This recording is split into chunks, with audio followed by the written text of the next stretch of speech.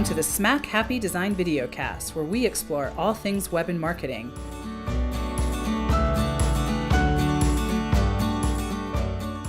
With your hosts, Nicole and Danielle. Okay. Welcome, everyone. This is our third videocast / podcast. And we are going to talk about the harsh reality about running a business today. So we're going to do some quick intros. Danielle, will you please let everyone know who you are first? Hello, I'm Danielle. I have been working with Nicole and Smack Happy for about a year now. And I do project management, and I'm really involved with the SEO and the content side of things, which I love doing. And that's my 2 cents. Crystal, did you want to introduce yourself? Sure. Hi, everyone. I'm Crystal Shanks, and I'm a business coach / consultant with Run Right Business Consulting. And basically what we do is we help business owners and executives, give them proven strategies and systems to grow their business or career and maximize their revenue and profits. Awesome. Thank you. And I'm Nicole Hanasek. I have been running Smack Happy Design for about 9 years. And I've been coding and designing websites for 20 years, which feels weird to say, but it is true. Way before the internet was the huge thing that it is today. So let's go ahead and dive into some of our topics for today. Danielle, could you let us give us like a brief overview of what we talked about last time? Of course. So last week we went over the top 10 newbie mistakes when it comes to website design. And I'm pretty sure that we talked about way more than 10. And like several of those topics could have been elaborated on in a whole other podcast, which we should probably add to our queue. But yeah, so basically just kind of overview of the newbie mistakes that all of us make, whether you're an expert or you're a newbie. It all kind of comes full circle for all of us sometimes. So that in a nutshell is what that was about. Yeah, and even 20 years in, you still occasionally make mistakes. I know it's super cliche, but we're only human. We all make mistakes, right? It's true. Yeah, as long as you own them, right, Crystal? Yep. All right, so let's dive into today's topic, which is the harsh reality about running a business. And I wanted to start off with a myth about going into business. I think a lot of people think you're going to make a lot of money, you're going to have a lot of free time, and you're going to have the freedom that you want. Can you tell us a little bit about that myth, Crystal? Sure. Would love to. So that myth is a true myth. And people don't realize that going into business by yourself or starting out even with a team is going to be one of the most challenging yet eventually rewarding things that you can do. So let's talk about that myth a little bit more. People go in and maybe they leave their corporate job and they go in and they start their own business and they think they're going to make tons of money, they're going to have tons of free time, and they're going to have all this freedom. And then what usually happens is the opposite. And it happens, never realize, is that they never become a business person. So they don't have the identity of a business person. So the skill sets of running a business are very, very different than, doing your delivery, what you're passionate about. Okay. And Nicole, can you tell us a little bit about when you first started running a business and you didn't have the business skill sets? What happened? So I kind of started out as a freelancer. I didn't even think of myself as a business owner. And I continued to get more business, but I eventually got to this point where things were kind of stagnant. I wasn't sure how to scale up.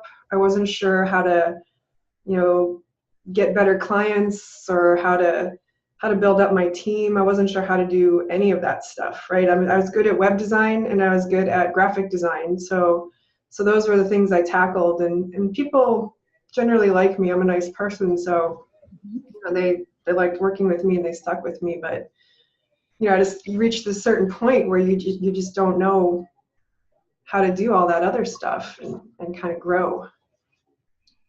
Right. That's a perfect example. You said something really important, that you're great at web design, graphic design, people like you. But you also said your challenges where you just didn't know what the next steps were in terms of growing the business. Yeah. I started to seek out other business owners, to try to find like-minded people, and, people who were making mistakes like me, or, going through some of the same things and trying to tackle the same things, so that I could, figure out how to navigate this new territory. Yeah. Mm-hmm. And that's common. And you're definitely not alone with that challenge. And I think the most important lesson to start with is that there's two core areas to be successful in business. And most people just know the first core area. Okay? So the first core area is you have to be super passionate about what you deliver, what you do. So for you guys, it's, web design, web development, graphic design. Most people have this core area over here down, okay? But then they struggle. They grow and they struggle, or they stagnate and they don't know why.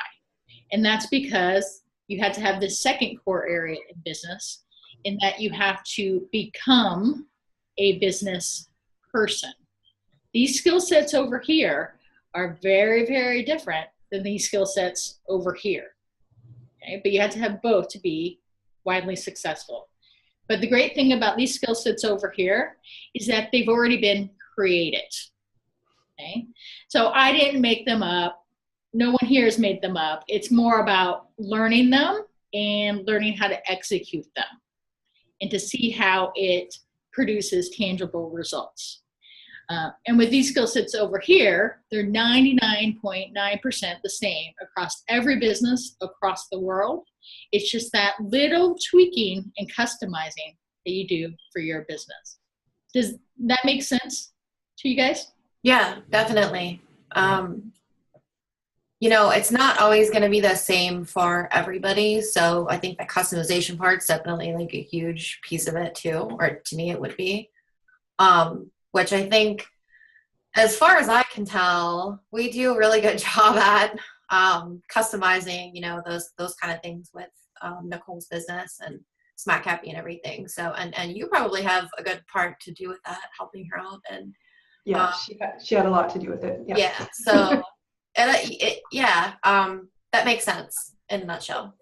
Yeah. So I don't know if this would be controversial in any way. I guess I'm thinking that some people aren't going to like what I'm about to say, but like when a person goes to college for an MBA, I feel like that's also very different from being that business person that you were just describing in that skill set. Like I don't know, because I didn't go and get an MBA, but my impression is that that's not really what you're learning. You're still not learning that, like, running a business piece of it. Is that true? Yes, it is true, and it is controversial. And I've had a lot of clients who were working with me saying, "Oh, well, I want to go get an MBA," and I'm like, "That's fine if you have a couple $100,000 that you want to have fun with." An MBA, college, and just regular school won't give you the real life strategy, systems, experience, and the how-to run a business. They'll give you the theory, and they'll teach you how to get along and work with other people. Mm-hmm. They'll also provide you with a network, which is, depending on which MBA you're going in and what business you want, might be worth a couple $100,000.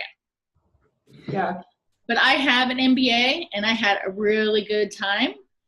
But none of what I learned there was applicable to running and building and scaling a real business. Well, so that's great. You have one, and I didn't even know that. So you were able to answer the question firsthand. Well, I think too that it just depends on who you are, because sometimes people actually just want to experience something more. And, there's different reasons I think people do it. There's one reason where, someone has their bachelor's degree, they're in a nice job where they have the opportunity to have their, work pay for it. So, I think I knew a lot of people that when I worked in a corporate job that, they were able to get reimbursed for just going and getting that. And then, then you get a raise, and there are like kind of incentives there. But at the same time, it's like, I look at somebody like my dad, and my dad's a little old school, but he's had a really successful business for the last 10 years that he did all himself. And he went to school for something like interior design at first, and then he ended up with an IT and a bachelor's degree, and never went back to school for an MBA or anything like that. And I mean, it's just so different. There's so many different kinds of people out there, and I actually had it, and I don't want to give away, so I'm not going to say what the school is. I guess you could probably figure it out, because I do say what school I went to, or university I went to. But there was a professor that I didn't have as a professor. He was more like a friend. And he told me to never get an MBA. He was the head of one of the departments there. And the university that they went to was like a highly accredited private business school.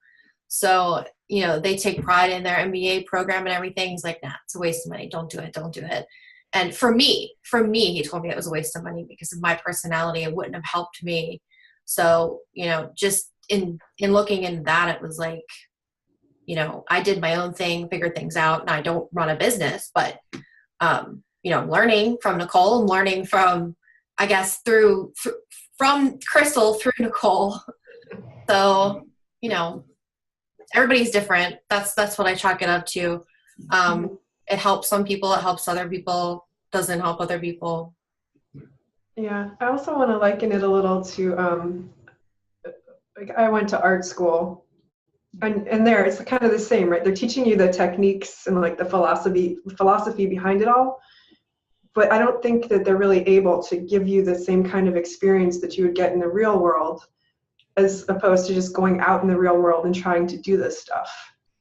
Right? So there's probably a lot of similarities there for anything that you go and try to study. There's like an academic aspect, and then there's a real world aspect. Mm-hmm. Yeah.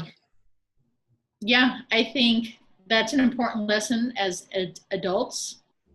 As adults, we think that if we want to learn something and become better, we need the academic side of it. We need to read books. We need to go to school.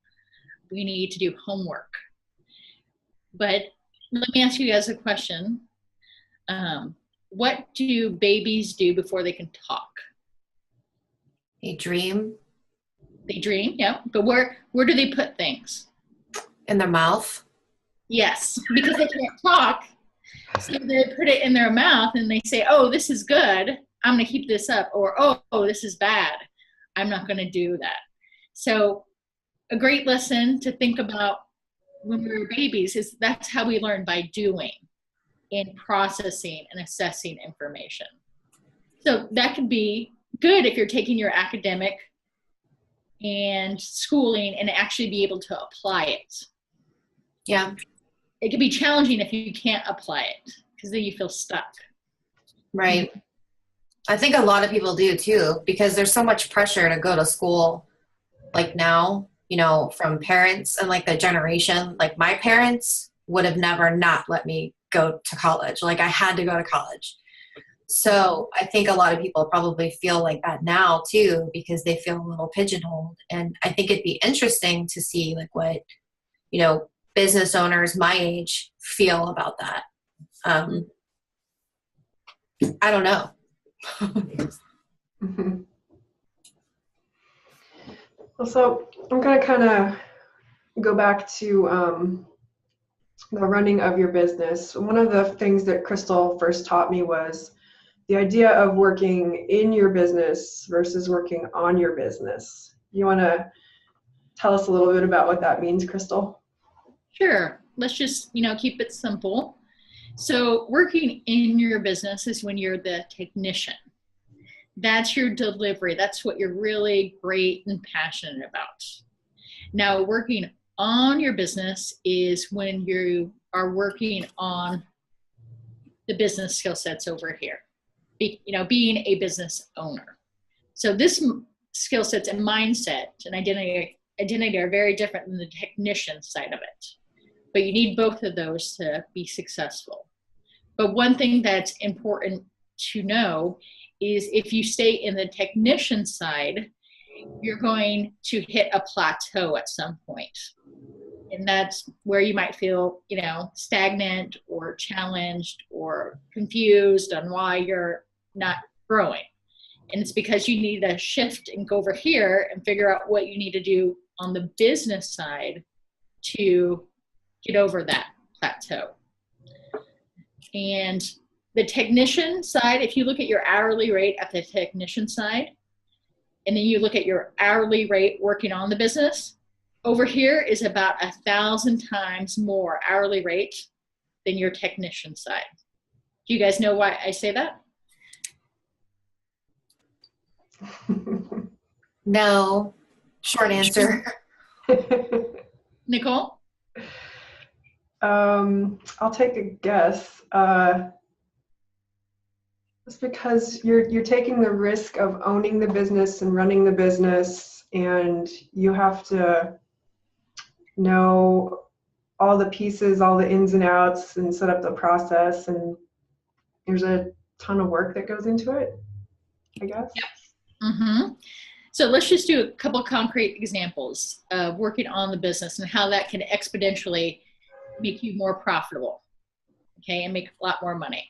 So let's say you have a lot of business coming in and you can't handle it by yourself.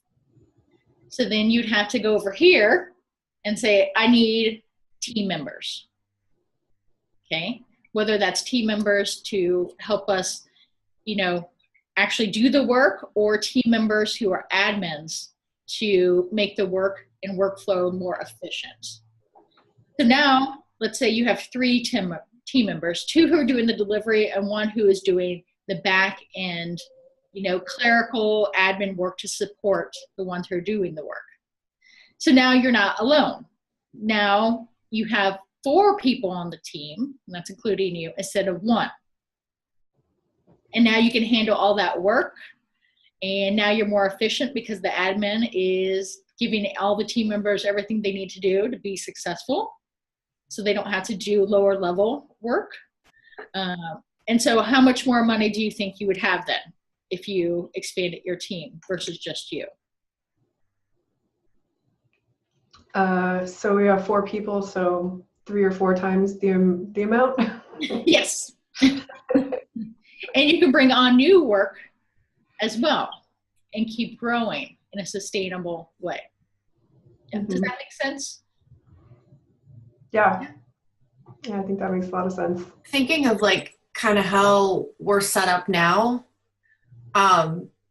just thinking of the one small piece of that, I don't think that, I know that the designers and the developers that are working on coding and designing websites, just for an example, they would be inundated with so many things if there wasn't a project management level to it. So it's kind of I feel this role that I'm in, it takes that admin role and takes, some of the weight off of the designers and the developers' shoulders, and also takes the weight a little bit off of Nicole, because then she doesn't have to worry about, if I'm cut out, then she's helping, the designers and the developers, and there's, she's not able to take care of the business as much as she should be able to. So that whole example kind of just makes a lot of sense. And I think it, I don't know, to me, we're working at it for sure, but I think, Nicole does a great job at delegating. I'm working on delegating because she's trying to make me delegate more, which is really hard for me. I don't want to let go of anything. Yeah, I think that's actually an excellent point. If we're talking about the harsh reality of running a business, like I think, I don't know, I might be wrong, Crystal, you can correct me, but like if you're trying to run a business, you might have a little bit of that control freak inside of you. I think you have to have a little bit of it to be running a business. And so letting go of stuff and delegating is very hard. It was very hard for me. And so, Crystal did help like talk me through a lot of that. And like, there's a really good, what would you say to me if I said I have a hard time delegating? I'm trying to remember, like there's this one really excellent key little piece of info you gave me. I keep thinking of the Frozen movie, the song from the Frozen movie, like Let it go. let it go. I like that. That's what I think of. Yeah. Play that song and assign it to someone. Exactly.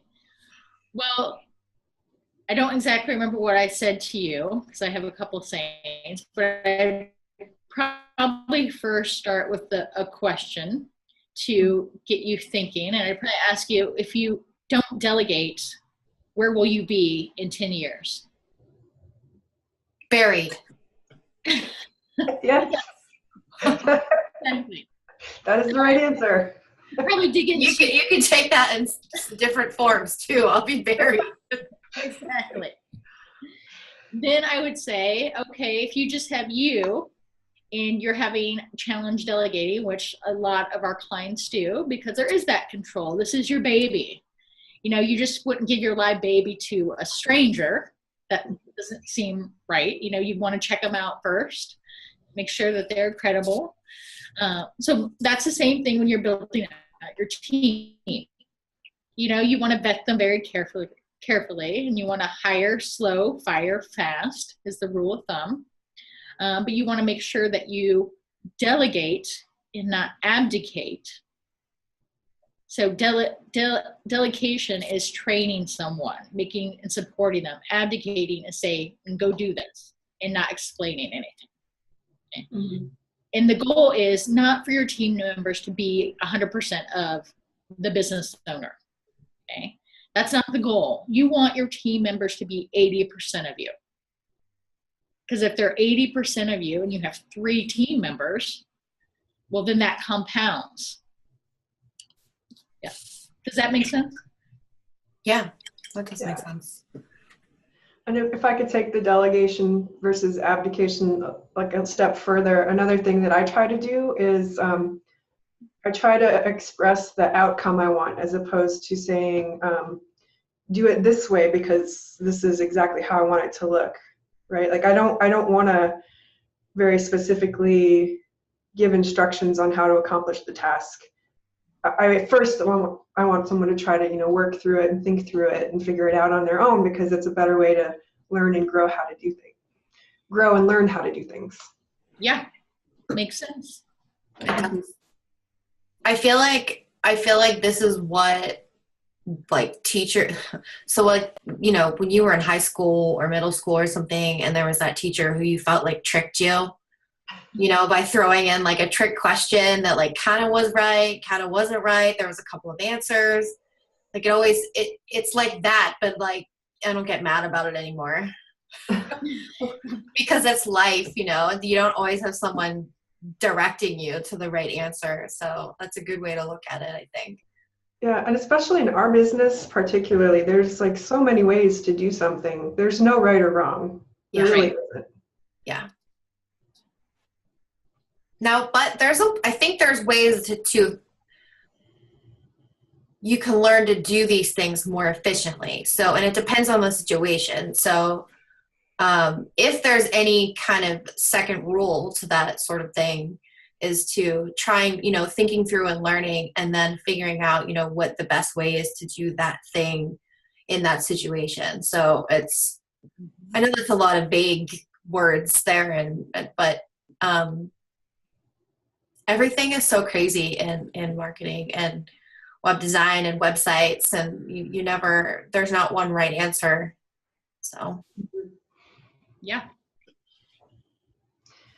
So going back to working in versus on, I think another great thing for people to know is that working on your business, it's a lot of work, right? Like you'd mentioned homework earlier related to school. And I know that, when we first met, you warned me that there was going to be a lot of work. It takes a lot of work to get, to take your business to this next level and to start working on it and to get all of the systems into place. So do you have any advice or any kind of, I want to say warning's not the right word, but like a cautionary, like what to expect, like how much extra work? I know that there's like the 80-20 rule. And that applies to like almost everything in life. Does that also apply to this? Is it like 80% on or 20% on or? Mm-hmm. Yes. So let's talk about that. So when we go to school, it's usually theory, okay? Which don't think, I love school. And I would go to school all the rest of my life if I could, because it's just fun. But working on the business is what you're doing is you're learning real life mental skill sets that then you're executing on. Okay? And a mental skill set is about 1,000 times more challenging to learn than a physical one, like riding a bike. Okay? And that's why I tell people it's hard work, because you're first doing the work up here, learning a new strategy or system, and then also not just the concept of it, but you're going to do something with it. You're learning how to execute it. That's the second part. And the third part is you're going to go execute it. So there's 3 steps there versus 1. And that's why it's hard work. It's not complex work by any means. But it's that mental power and learning the how to properly execute it and then actually going to execute it. Right. That makes sense. It's hard, but it's so worth it. Yes. Like I am having so much more fun now than I was the day before I met you and started working with you. Right. Mm-hmm. And business should be fun. Mm-hmm. And if you're not having fun in your business or career, something needs to change, because we all have about 4,000 weeks, give or take. So make the most of it. Oh, there's a limit, 4,000 weeks. Well, give or take.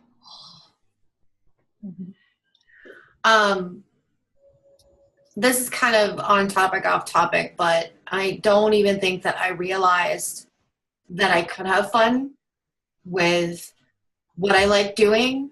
And I don't know if it goes back to, I went to school and I learned all these things, and maybe I had some trouble figuring out how to execute the things that I learned.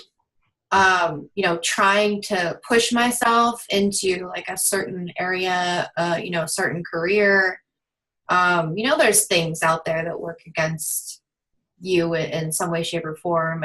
In this day and age, age, gender, whatever. So I kind of like tried to blame all these things. And then I realized like when I started working with Nicole, I'm like, okay, I can really do all of this and have fun, and no one's judging me. Everyone works as a team. And I think I might have had some bad experiences, and I personally have a hard time letting go of like the negative and, the bad experiences career-wise. And everything just kind of like flipped a switch. And I feel like now that, once you find that thing, it's so much easier too. And this could be the same for saying, once you worked with Crystal, like there's this like moment where you're kind of like, oh, okay, now this is how I'm going to do things, and I'm going to learn, and I'm going to try to, do these things these different ways, and try to, collaborate and communicate with other people, learn more, and try to help them do the same thing. And you're learning, back and forth together. And it just all kind of comes together and works out. And I think that that's a really important piece of that I thought I should mention. Yeah, that makes perfect sense. Yeah, and I think, like Crystal sort of said this, but you know, if you're not happy or having fun, then you need to change it. Yeah. And I think, you know, that applies to so many things in life. And you know, Crystal, when you started talking about some of this stuff, you'd mentioned the identity, and like, you know, part of what you're doing as you become that. I don't know which hand will look the same in this video because of the reflection, but you know, when you're learning more about that business part of it, like you have to make a change to your identity. And I had to switch from being a freelancer to being a business owner, which took me a little while because it felt weird to say it. And it felt weird to like think about what that meant, and like it was kind of scary. But I did get through it, and I do have a business, and I'm the business owner, and we're working through it. So You're the business lady. yeah. So I guess what I was trying to get at was that whole identity shift and like making that change. That's definitely a part of it in the beginning. So Crystal, what other what other things? And it really doesn't stop. Your video is breaking up a little. She's frozen. Uh-oh. She's frozen. Oh. I'm frozen? You were frozen. There she is. Okay, so after I mentioned the identity shift, I think that's when you might have frozen up. Got it. Yeah, that's a real thing. And, you know, I'll give you a good example of it. A couple years back, you know, we got to the point where, you know, my greatest time of value was working on the business and seeing clients, which meant that I wanted someone else to do the marketing and sales. Okay. And so I brought on an education coordinator, Sunshine Madison. And when I brought her on in 8 months, we were able to grow 30%. So she had, and that was because she had already the business identity, because she helped another business do the same thing and grow exponentially. Okay. So she came with that identity. So then we grew more. And then we needed someone else. So I hired a salesperson to do the outbound marketing and sales consultations so that they would just, you know, see me at the first appointment. Well, he was coming right from the corporate world from about 15 years. And this was a lesson to me too, he struggled. And he wasn't successful. And he didn't have the support to make that transition from the corporate mindset to the business mindset. So his immediate family didn't understand it and wasn't supportive of him. And so then about 2 months in, he quit. Okay. Well, that wasn't going to deter me. So I hired another person who then had, when he was 14, was doing door-to-door salesman, and now he's 26 and, you know, doing high-end service, and he was successful. Mm-hmm. Yeah. So you want to make sure that if you are hiring someone who needs to do a higher end business role, that they have the support they need, or they already have the business identity, if you want that transition quicker. That's interesting. That could be something that we could literally ask in our hiring process. You know, how do you feel about, you know, your support, like your supports? And I think sometimes a lot of people give that away. You know, they say, you know, I have a really supportive family or friends, or, you know, my wife does this, or my husband or my boyfriend, or like I have great dogs and they support everything that I do. I know a lot of people like to mention that they're pet people in their interview, which is great. It's just something that's like a funny trend that we seem to find animal lovers because we're animal lovers. But anyway, I wonder if there's a more direct way that we could kind of ask people that. But it's kind of funny because I guess I didn't realize, it's not that my parents were unsupportive or not supportive of me when I started working, from home, just in general. And I told Nicole this, like, my mom just recognized that I had a real job like a few months ago.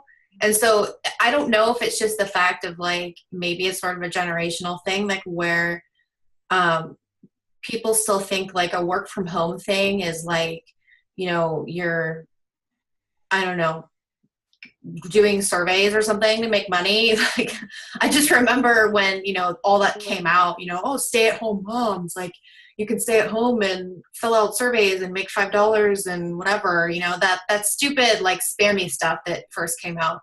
Like, that's what my mom was thinking that I was doing in some way, shape, or form. And I was like, okay, well, no, it's a real job.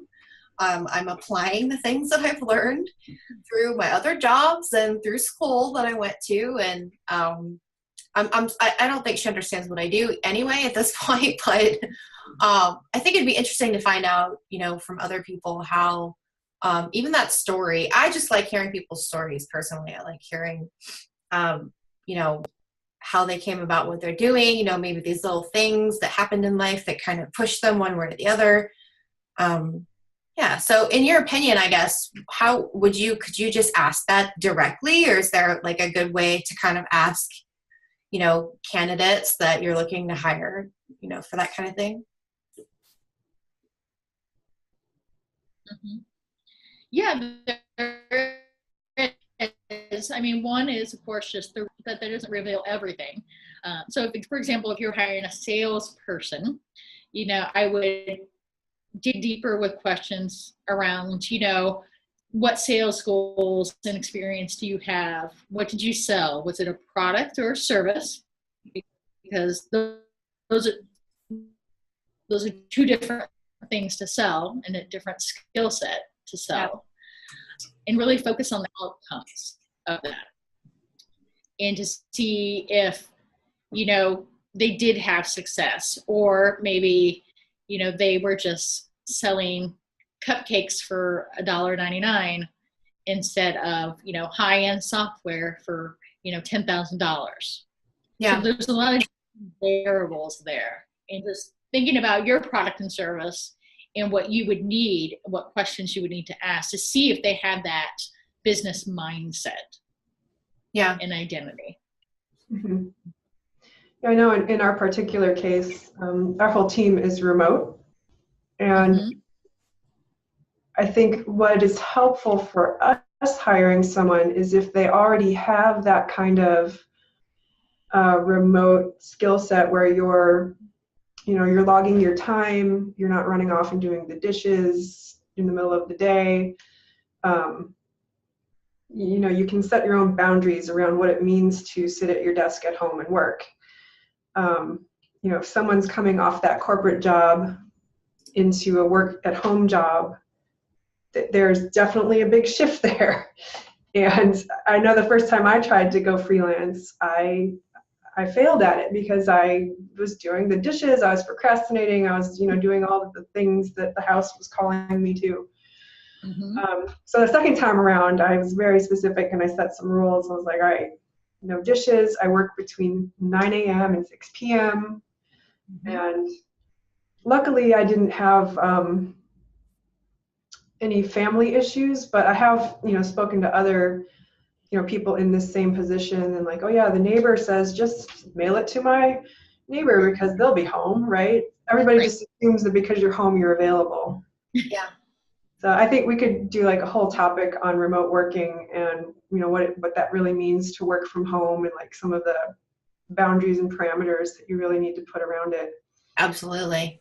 It's so different when you first start. Mm-hmm. Even 6 months later, for me, it was like totally different. I mean, I was so bad at tracking my time for everything. And like coming from a corporate situation to somewhere where you're responsible for your own time, I had this like weird thing where I thought Nicole didn't trust me because I wasn't in the same building I know that sounds so strange, but it's like I felt like there was this thing like where you could walk up to someone's desk and watch them doing something. Like, you know that they trust that you're doing it. And I think that was like ingrained in my brain from like working in corporate jobs, that like that was how people confirm that you. So like this whole honor system thing was really cool for me because, you know, I am an honest person, but I always had this thing where I was like, wait, how does Nicole trust me that I'm doing this? I'm like, do I track 5 minutes of this time that I did doing something that really wasn't necessarily? So working all that out, even 6 months later, is just like a world of difference, and makes so much of a difference, just, you know, learning over time how to do that. So yeah, like you said, a whole other topic could come from that for sure. Yeah, but I think you bring up a good point, because I did have a conversation with Crystal about this very topic, like kind of early on, and having a remote team and worrying about the trust issue and all of that. So Crystal, did you want to elaborate on that a little bit, on like some of the advice that you'd given me around that? Absolutely. Well, number one, I think trust and mutual respect comes into play. So that should be the foundation. But also, you know, everyone needs to be held accountable. As humans, we're held accountable all of our lives. And then suddenly you go out on your own, and you're a business person or a freelancer, or you're remote, and you think that that accountability is not there, which it may or may not be. So with your team, remote team members, just since we're on that topic, you need to put some, you know, systems into place to have them track their time. And that's not to, you know, be micromanaging. It's to make sure that they have the support and the skill sets and the training that they need to do certain tasks in a certain amount of time. And it allows them to see and feel good about what they accomplished that day, and to say, hey, you know, it looks like I'm struggling on this project and I don't know why. Can we talk about it? So it allows, you know, the manager or the business owner to help their team grow and become better. So you have to kind of reframe it in your mind, because that makes it a win-win for both of you and your team. And it's not micromanaging. It's, you know, and it helps them feel a little bit more accountable as well. Yeah. And I think Danielle, her example of, you know, that trust in her mind, it helps get rid of that. And it, you know, people love structure, and you need structure with your team, whether they're in-house or remote. Yeah. Is that helpful? Yeah. Yeah, it is. Yeah. So I think we should start wrapping up soon, but before we do, Crystal, is there anything else that you wanted to add about like the harsh reality of running a business? Are there any other like key points that you wanted to mention? There is one big one that a lot of my clients do, and that's why they come and seek me, is because being a business owner, let's say you have a business and your spouse or partner is in the corporate world, okay? And so you're facing all these challenges in a business, and you go home and you start talking to your spouse who's in the corporate world about all your challenges and stresses. And so your spouse is going to give you advice from the corporate standpoint. And that's not going to be helpful for you. So then you guys are going to start arguing. Okay? And then your spouse is going to get fed up with it, and they're going to start telling you to go get a job. And then you're going to get even more frustrated, and you're going to argue some more. Okay? So you can't, when you're in a business, you can't get business advice from your spouse, even if they are a business owner. Yeah. Because your identity is shifting and you're growing, and you guys will argue. And I've seen clients split up because of this, and it's unnecessary. So don't try to get armchair advice from your spouse or your friends or your family, okay? Yeah. Because they just want to fix it for you, and they don't know how to fix it, and it won't work. You know, go out and get real help from wherever that's from. Mm-hmm.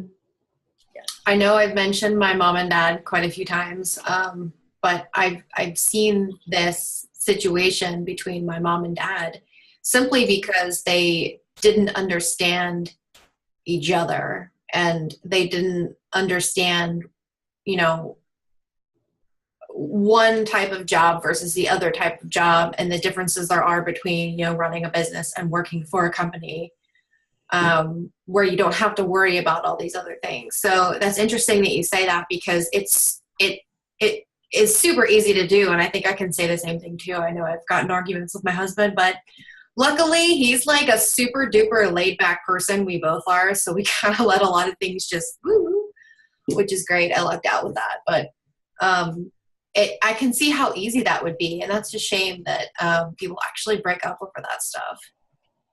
Yeah. Yeah, that's really unfortunate. I've definitely come across this as well. Not going to go into any details, but I've definitely faced this problem once or twice, and I think that's really, really great advice. Yeah. Because you just want to help your spouse or significant other. Mm-hmm. You just may not have the information necessary to do it. So I think what I found is the lesson that I learned most recently is that if you are complaining or sharing or seeking support, I think it's helpful to just say up front what you need. Like, I don't need you to help me solve this. I just need a hug, and I need you to tell me that it's all going to be okay. Mm-hmm. Right? Like, just say your intention out loud up front, and then express what you're going through. Yeah. It's so weird how I think Nicole and I are exactly 80% the same, because we think like so much alike. I can relate to that a lot, that last statement. So yeah. Okay. So thank you so much for joining us today, Crystal. We appreciate having you on the show. And just so everyone knows, Crystal's company is Run Right Business Consulting. And we actually just launched their new website. You can check it out at runrightconsulting.com. And Crystal, can you elaborate a little bit on exactly what you guys offer? Sure. Basically, we work with business owners and their teams and executives who want to either grow their business or grow their career. And what we do with them isn't theory. It's about figuring out what their challenges are or what their goals are. And great, once we know that, we can customize it for each client. And I can go to the toolbox because I have the business skill set over here. And we can start pulling out that proven system or strategy. And then I can teach them the concept, the how to execute, and then we'll set a deadline of when it should be done. A realistic, but a little bit more aggressive deadline to push them just a little bit past their comfort zone. We don't want to break our clients. And then we can actually track all the work that we do together and see how it fuels the revenue, maximize the profits, grow the team, and scale the business, which is the tangible, exciting part. Mm-hmm. And all of that is exactly what Crystal helped me do. I think we started working together maybe 2 years ago. Yes. Roughly. And like I mentioned earlier, things were stagnant. I had no idea how to grow and scale up. And she basically turned my world upside down in a very good way. Not like Stranger Things, right? Not like Stranger Things. Okay. No. Not like that at all. Not the upside down world, but like the upside down world was more flowery and fun. And I have it on the brain. It's Halloween time, and I'm thinking about all these shows out there right now. Yeah. Funny, made me think of that. Yeah. Well, thank you guys for having me. And anyone who's interested, check out our new website, runrightconsulting.com. It's amazing.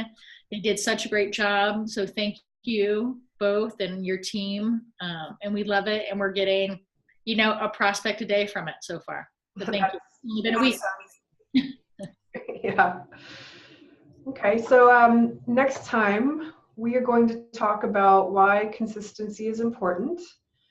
And that will probably be around just web and marketing in general, probably kind of cover both. And I wanted to thank our watchers and listeners for joining us. And I want everyone to have a great day and a great week. Awesome. Thanks, Nicole, for organizing this videocast. Look, I finally said videocast at first in the first place. I think it gives us all a great outlet to kind of get things out there and talk about them. And I enjoyed this one a lot. Thank you, Crystal, too. You're welcome. Thank you guys for having me. All right. Until next time. Bye. Bye.